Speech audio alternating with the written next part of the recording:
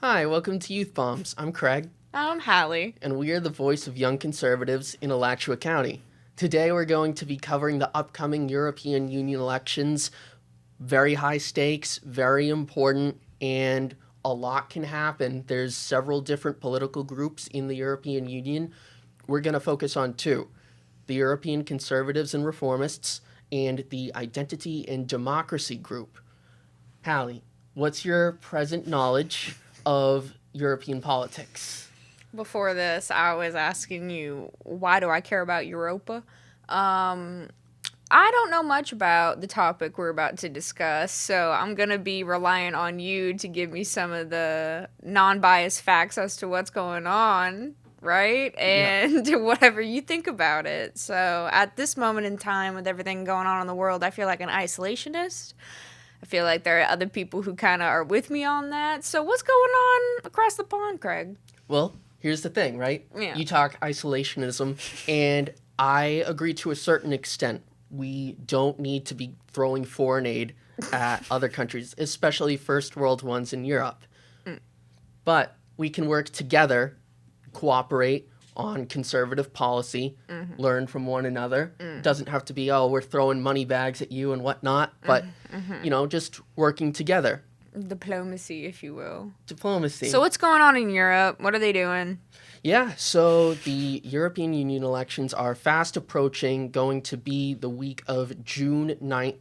Different countries vote on different days, and ultimately the stakes are very high, but things are looking better for the conservatives. Chiefly, the ECR is poised to come in third place, What's the ECR? the European Conservatives and Reformists. Okay.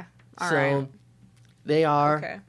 a conservative group, and they are just to the left of Identity and Democracy, which is a more right wing nationalist group. I think that there's room for the two to work together. We have to resolve our differences in order to beat the left. They could significantly grow and really take a big size of the pie in the European Parliament. The interesting thing is that a lot of people acknowledge that there's problems in Europe. Migration is a problem. Crime is a problem. They have similar problems to what we're having here. However, many of them are voting for the establishment parties. And sure, the conservatives are continuing to do better, but I think there's room to see, look, the establishment has failed us.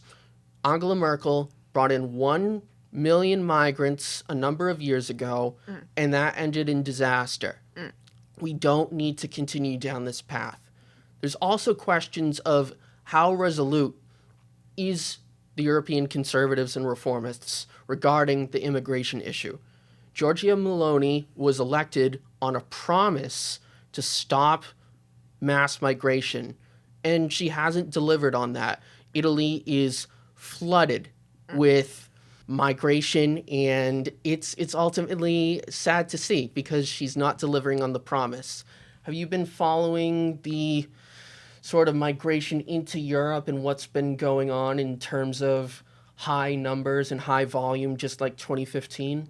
I feel like ever since that Syrian crisis, we have been hearing about immigration into Europe from the Middle East, right? So, and like the strain and the stabbings and the just like bad headlines of violence and stuff. I feel kind of bad that that's the first thing that my brain goes to, but I know there was a lot of Syrian refugees going into Germany, and I think that was putting like a strain on their like energy infrastructure because they were trying to do like green energy, and all of a sudden a bunch of people came in and they were like, "Ooh, the infrastructure can't handle this." But I think that was like a couple of years ago, so they're probably not going through that right now. I mean, maybe they are, but I do know Europe is not. They're not handling the max influx of people that are coming, and I mean, same with us. Right, exactly. And you may know that migrants are being housed while homeless veterans in Europe are not. You have people just like the United States where their veterans are not being housed, but the government is building or giving hotel housing to these immigrants. And it's just like, what about those who fought for your country and, sacrificed their time for the nation, and instead you have, people who shouldn't even be in these countries because there are safe passages along the route to Europe, and instead they go to where the most benefits are. They don't go to Turkey or other Southeast European nations. Yeah. They go where they're going to get the most benefits. Centers for Medicare and Medicaid in Turkey. Yeah, no, that makes sense. But, like, I don't know. I'm so sick of being the problem solver, I feel like we're not, like, our country at least. Well, first of all, just like a note to say what you said, does it make me feel better or worse knowing that this little, like, virus bug of Marxism, socialism is not only crawling up our pants, but, like, everyone else, it seems like? You're noting funds being moved from people who took the oath, who fought for the country, who may have seen combat, could have lost their lives, and then instead all of that time, energy, resources, money, it's all appropriated to these new people that it seems like the headlines of, oh, we don't want to eat this food and it has to be culturally appropriate. I think it's happening over in England too. Mm-hmm.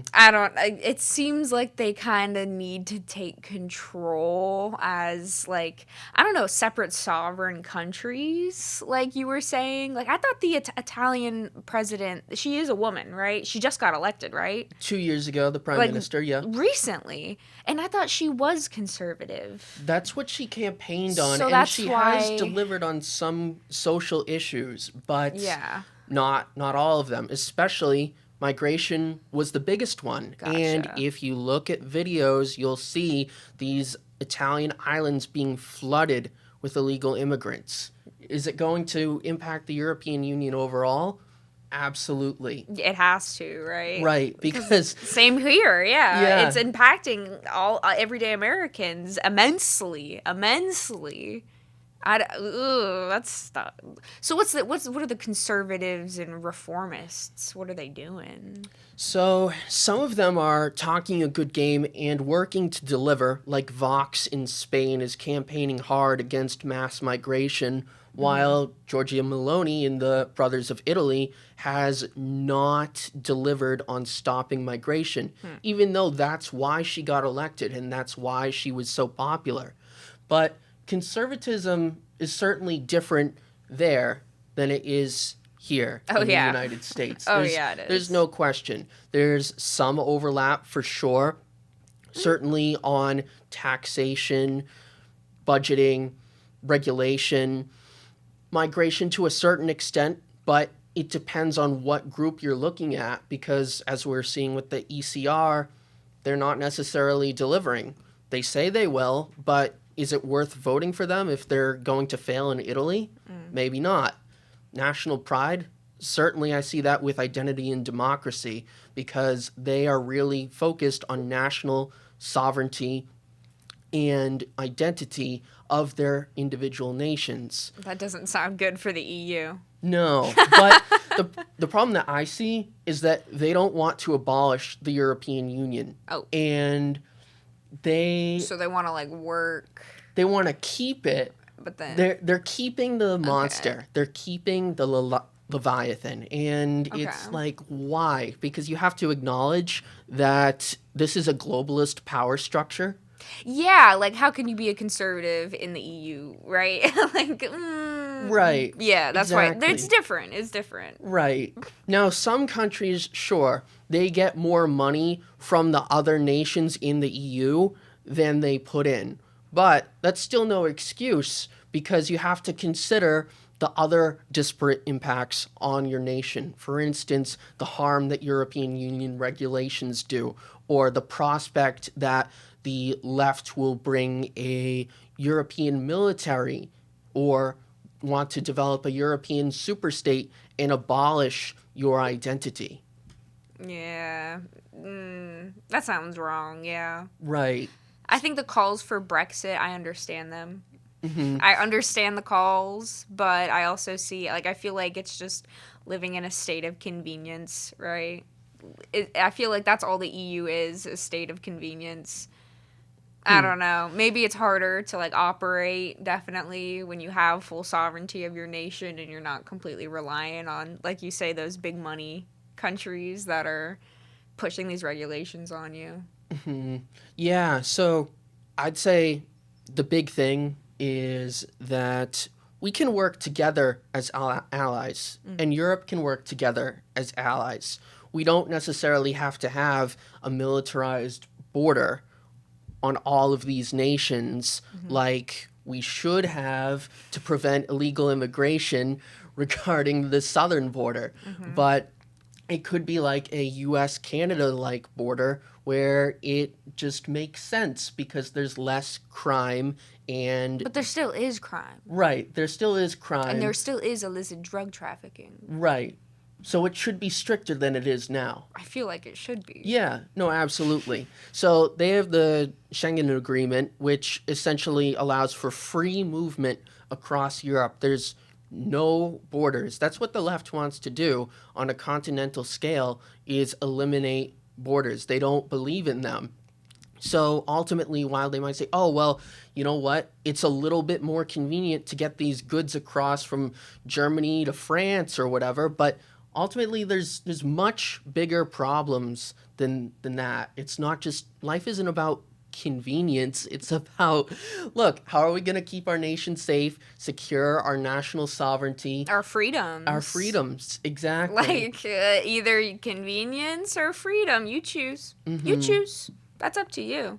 I mean, Canada's a dumpster fire right now. Yeah, yeah. Like, absolute dumpster fire. I heard Australia is becoming a dumpster fire. And it's just like the civil liberties, freedoms that Canadians, Australians, U.S. citizens have for decades enjoyed. It seems like, I don't know, Canada made. Remember that trucker convoy? Canada, Justin, pulled up the central banking system and froze those accounts. That's terrifying. Right. Like, I don't know if I want a free and open border with that country. I don't know. Maybe I'm just picking, but I'm scared of all of these big, like, multinational conglomerates being like, "Oh, don't worry, I'll cradle you. Don't worry, I'll make it convenient. You don't have to change your currency. Don't worry." It's like just, I don't know, one step closer to losing all of my rights. That's kind of how I see it. I view it. Exactly. And some of the European left wants central digital currency where they could do what they did in Canada at an even greater scale if they wanted. They'd have complete control of your wallet, your savings, and your money. So, really, it could turn out to be a mess for people who disagree with the regime's ideology.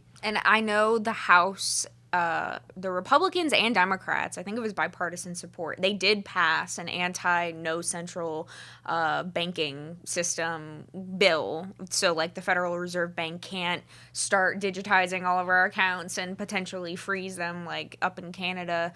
But I think more countries need to. Like, that's one step towards, like you say, if, like, I can work within the confines of the EU, that's one step I think every country should take, is just no central banking system, because it seems like it's not conducive to our freedoms as we understand them, right? Like, just giving my banking control over to the government seems so socialist, dystopian. No. Yeah. No unity. If that's what unity is, then no. Thank you. Right. Bye-bye. You know, speaking English. Goodbye. You know? Exactly. It's really, it's a mess because they're just going to look to take more and more control. And that's what some of these people want to do with a European superstate and central bank digital currency. But ultimately, my advice to the European conservatives is look to abolish the European Union. It's not doing you any favors. For sure, Craig. But Thanks so much again for watching, folks. We really appreciate it. We upload every Monday, Wednesday, and Friday at 1 p.m. And if you need to reach us, please feel free at youthbombs@alachuarepublicans.com. Don't forget to like, comment, and subscribe. Thanks so much. Bye.